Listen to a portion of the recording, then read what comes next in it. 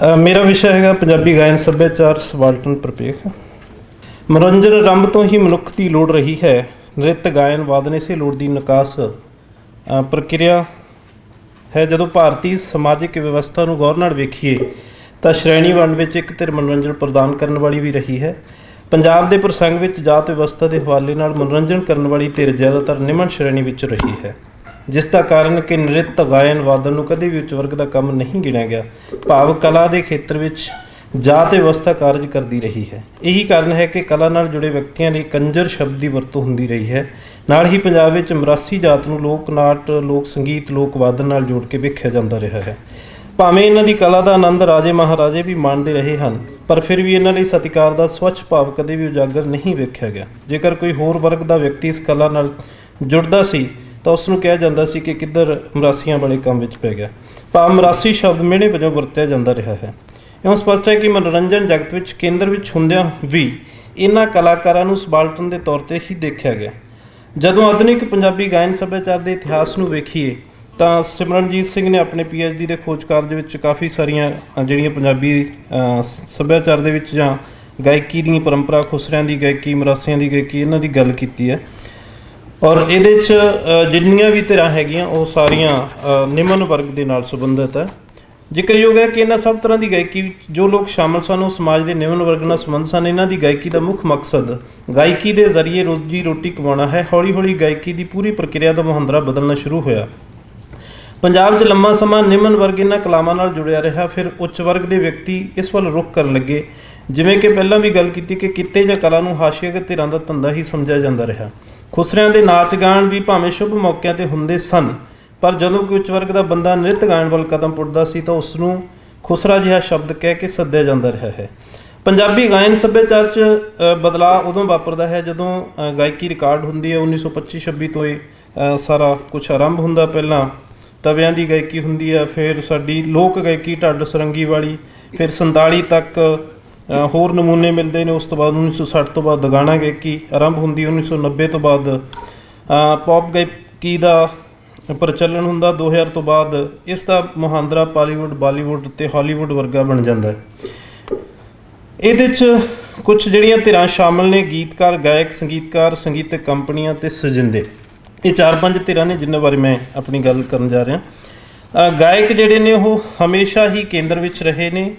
ਅਮਰ ਸਿੰਘ ਸ਼ੌਂਕੀ, ਸੁਰਿੰਦਰ ਕੌਰ ਤੋਂ ਲੈ ਕੇ ਅੱਜ ਤੱਕ ਉਹ ਬਰਕਰਾਰ ਹੈ। ਭਾਵੇਂ ਆਰੰਭਲੇ ਦੌਰ ਵਿੱਚ ਗਾਉਣ ਵਾਲਿਆਂ ਲਈ ਨੂੰ ਚੰਗਾ ਨਹੀਂ ਸਮਝਿਆ ਜਾਂਦਾ ਸੀ, ਪਰ ਹੌਲੀ ਹੌਲੀ ਇਹਨਾਂ ਨੂੰ ਸਮਾਜਿਕ ਸਵੀਕ੍ਰਿਤੀ ਮਿਲਦੀ ਗਈ।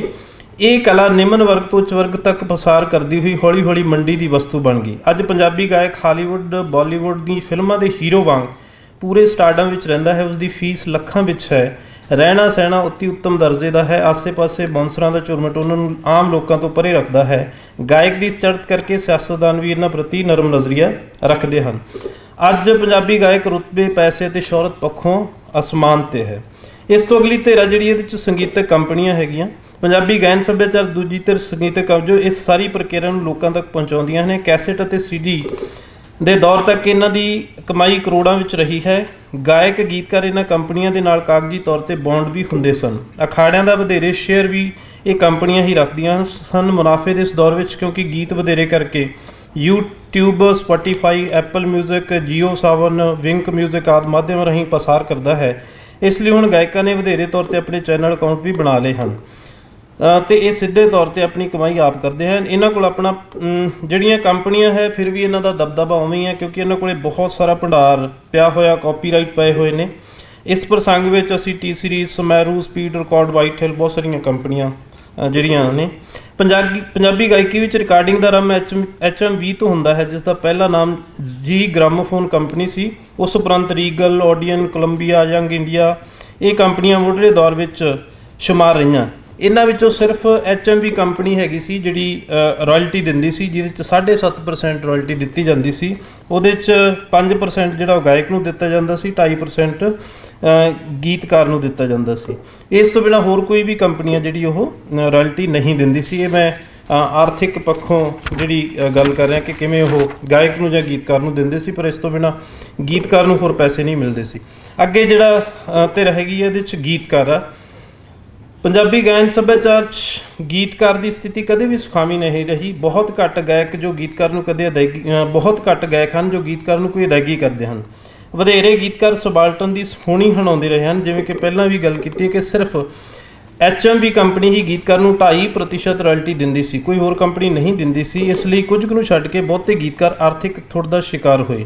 ਗੁਰਦੇਵ ਮਾਨ, ਇੰਦਰਜੀਤ, ਹਸਨਪੁਰੀ, ਨੰਦ ਲਾਲ ਨੂਰਪੁਰੀ, ਬਾਬੂ ਸਿੰਘ ਮਾਨ, ਸ਼ਮਸ਼ੇਰ ਸੰਧੂ ਇਹ ਜ਼ਿਕਰਯੋਗ ਨਾਂ ਹਨ ਜਿਨ੍ਹਾਂ ਨੇ ਪੰਜਾਬੀ ਗੀਤਕਾਰੀ ਨੂੰ ਨਵੀਂ ਨੁਹਾਰ ਦਿੱਤੀ। ਆਪਣੇ ਵਿਸ਼ੇ 'ਤੇ ਕੇਂਦਰ ਹੁੰਦਿਆਂ ਸਪਸ਼ਟ ਹੁੰਦਾ ਹੈ ਕਿ ਪੰਜਾਬੀ ਗੀਤਕਾਰ ਆਰਥਿਕ ਪੱਖੋਂ ਕਦੇ ਵੀ ਗਾਇਕਾਂ ਦੇ ਬਰਾਬਰ ਨਹੀਂ ਜਾ ਸਕੇ। ਭਾਵੇਂ ਕਿ ਗਾਇਕੀ ਦਾ ਆਧਾਰ ਗੀਤਕਾਰੀ ਹੈ, ਪਰ ਫਿਰ ਵੀ ਪੇਸ਼ਕਾਰੀ ਕਾਰਨ ਗਾਇਕ ਨੂੰ ਦੌਲਤ ਤੇ ਸ਼ੋਹਰਤ ਬਰਾਬਰ ਮਿਲਦੀ ਰਹੀ ਹੈ। ਭਾਵੇਂ ਕੁਝ ਗੀਤਕਾਰ ਆਪਣੀਆਂ ਰਚਨਾਵਾਂ ਦੇ ਅੱਜ ਦੇ ਦੌਰ 'ਚ ਕੁਝ ਪੈਸੇ ਕਮਾ ਰਹੇ ਹਨ, ਪਰ ਇਹਨਾਂ ਦੀ ਗਿਣਤੀ ਬਹੁਤ ਘੱਟ ਹੈਗੀ ਹੈ।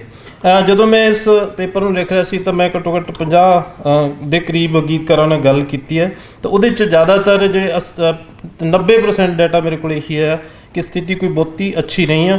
ਉਹਦੇ 'ਚ ਕੁਝ ਕੁ ਲੋਕ ਸੀਗੇ ਜਿਹੜੇ ਘਰੋਂ ਸਰਦੇ ਵੱਜਦੇ ਸੀ ਕਿ ਉਹ ਪੈਸੇ ਮੰਗਦੇ ਵੀ ਨਹੀਂ ਸੀ, ਅਤੇ ਜਿਹੜੇ ਅਰੰਭਲੇ ਦੌਰ ਵਾਲੇ ਬੰਦੇ ਸੀ ਜਿਹਦੇ 'ਚ ਬਾਬੂ ਸਿੰਘ ਮਾਨ ਸੀ, ਸ਼ਮਸ਼ੇਰ ਸੰਧੂ ਸੀ ਜਾਂ ਕੁਝ ਹੋਰ ਸੀ ਬੰਦੇ। ਮੱਟ ਸ਼ੇਰੋਵਾਲ ਦਾ ਕਹਿਣਾ ਸੀ ਕਿ ਗੀਤਕਾਰ ਨੂੰ ਕਿਸੇ ਗੀਤ ਲਈ ਸਿਰਫ ਇੱਕ ਵਾਰੀ ਥੋੜ੍ਹੇ ਪੈਸੇ ਦਿੱਤੇ ਜਾਂਦੇ ਹਨ, ਪਰ ਗਾਇਕ ਸਾਰੀ ਉਮਰ ਉਸ ਗੀਤ ਨੂੰ ਸਟੇਜਾਂ 'ਤੇ ਗਾ ਕੇ ਪੈਸੇ ਕਮਾਉਂਦਾ ਹੈ। ਸਰਵੇਖਣ ਦੌਰਾਨ ਇਹ ਵੀ ਤੱਥ ਸਾਹਮਣੇ ਆਇਆ ਕਿ ਕੁਝ ਗਾਇਕ ਸਟੇਜ ਪੇਸ਼ਕਾਰੀ ਦੌਰਾਨ ਗੀਤਕਾਰ ਦਾ ਨਾਮ ਤੱਕ ਨਹੀਂ ਲੈਂਦੇ। ਕਈ ਵਾਰ ਨਵੇਂ ਗੀਤਕਾਰ ਤੋਂ ਗੀਤ ਰਿਕਾਰਡ ਕਰਾਉਣ ਲਈ ਪੈਸੇ ਮੰਗੇ ਜਾਂਦੇ ਹਨ। ਸੰਗੀਤ ਤਿਆਰ ਕਰਨ ਲਈ, ਵੀਡੀਓ ਬਣਾਉਣ ਲਈ ਵੀ ਪੈਸਿਆਂ ਦੀ ਮੰਗ ਕੀਤੀ ਜਾਂਦੀ ਹੈ। ਕਿਉਂ ਕੁਝ ਗੀਤਕਾਰ ਨਾਮ ਦੇ ਚੱਕਰਾਂ 'ਚ ਆਪਣਾ ਕਾਫੀ ਕੁਝ ਲੁਟਾ ਵੀ ਬੈਠਦੇ ਹਨ। ਇੱਕ ਨੁਕਤਾ ਇਹ ਵੀ ਸਾਹਮਣੇ ਆਇਆ ਕਿ ਕੁਝ ਕਲਾਕਾਰ ਕਿਸੇ ਗੀਤਕਾਰ ਤੋਂ ਗੀਤ ਤਾਂ ਲੈਂਦੇ ਹਨ, ਪਰ ਬਾਅਦ ਵਿੱਚ ਉਸ ਵਿੱਚ ਆਪਣਾ ਨਾਮ ਵਰਤ ਕੇ ਉਸ ਨੂੰ ਗਾਉਂਦੇ ਹਨ।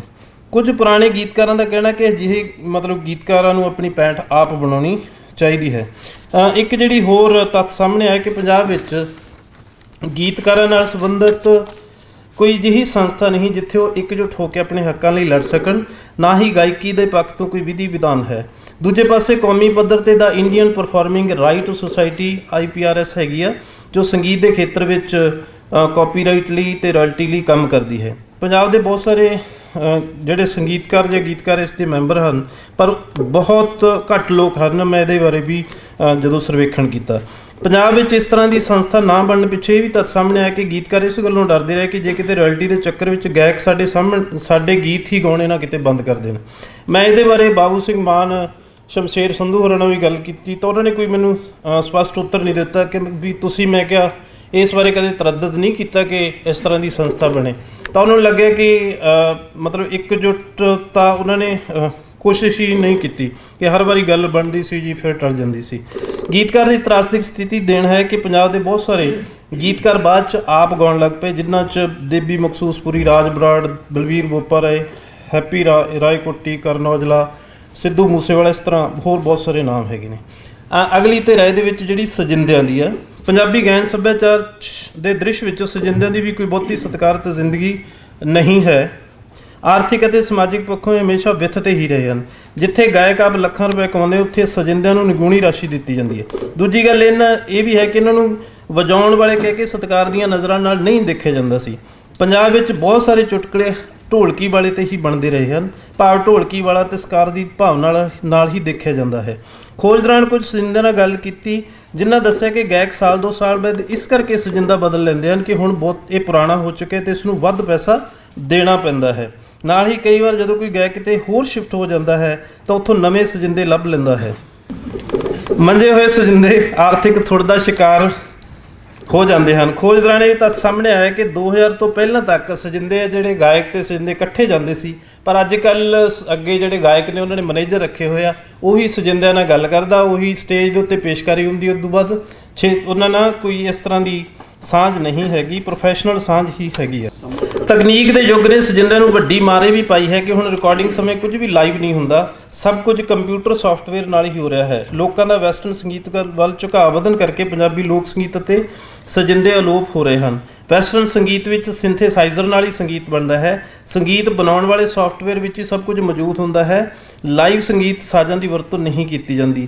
ਕੀਬੋਰਡ ਨਾਲ ਹੀ ਤੁੰਬੀ, ਮੈਡੋਲੀਅਨ, ਸਰੰਗੀ, ਇਹ ਸਾਰੇ ਸਾਜ਼ ਜਿਹੜੇ ਉਹ ਵਜਾ ਲਏ ਜਾਂਦੇ ਹਨ। ਅੱਗੇ ਹੈਗਾ ਸੰਗੀਤਕਾਰ। ਕਿਸੇ ਦੌਰ ਦੇ ਵਿੱਚ ਸੰਗੀਤਕਾਰ ਦੀ ਭੂਮਿਕਾ ਬਹੁਤ ਹੁੰਦੀ ਸੀ, ਪਰ ਆਧੁਨਿਕ ਦੌਰ ਦੇ ਵਿੱਚ ਸੰਗੀਤਕਾਰ ਵੀ ਹਾਸ਼ੀਏ 'ਤੇ ਚਲਾ ਗਿਆ। ਉਹਦਾ ਕਾਰਨ ਇਹ ਹੈ ਕਿ ਅੱਜ ਕੱਲ੍ਹ ਬਹੁਤ ਸਾਰੇ ਸੌਫਟਵੇਅਰ ਆ ਜਿਹੜੇ ਉਹ ਤਿਆਰ ਹੋ ਚੁੱਕੇ ਨੇ, ਜਿਹਦੇ 'ਚ Fruity Loops, Logic Pro, Cubase ਇਸ ਤਰ੍ਹਾਂ ਦੇ ਹੈਗੇ ਆ, ਜਿਹਦੇ 'ਚ ਉਹਨਾਂ ਦੇ ਵਿੱਚ ਹੀ ਸਾਰਾ ਕੁਛ ਉਹਨਾਂ ਨੇ ਸੌਫਟਵੇਅਰ ਦੇ ਵਿੱਚ ਦਿੱਤਾ ਹੋਇਆ। ਤੇ ਇੱਥੇ ਸ਼ੁੱਧ ਸੰਗੀਤ ਆ ਜਿਹੜਾ ਉਹ ਵਿਗੜ ਚੁੱਕਿਆ। ਆਟੋ ਟਿਊਨ, ਮੈਲੋਡਾਈਨ, ਨਿਊਟੋਨ ਆਦਿ ਸੌਫਟਵੇਅਰ ਜ਼ਰੀਏ ਬੇਸੁਰੇ ਗਾਇਕ ਨੂੰ ਵੀ ਸੁਰ ਦੇ ਵਿੱਚ ਕੀਤਾ ਜਾ ਸਕਦਾ ਹੈ। ਹਜ਼ਾਰਾਂ ਸਾਜ਼ੀਆਂ ਦਾ ਕੰਮ ਇੱਕ ਸੌਫਟਵੇਅਰ ਕਰ ਰਿਹਾ ਹੈ। ਹੁਣ ਕਿਸੇ ਗਾਣੇ ਦੇ ਕ੍ਰੈਡਿਟ ਵਿੱਚੋਂ ਵੀ ਸੰਗੀਤਕਾਰ ਗਾਇਬ ਹੋ ਗਿਆ।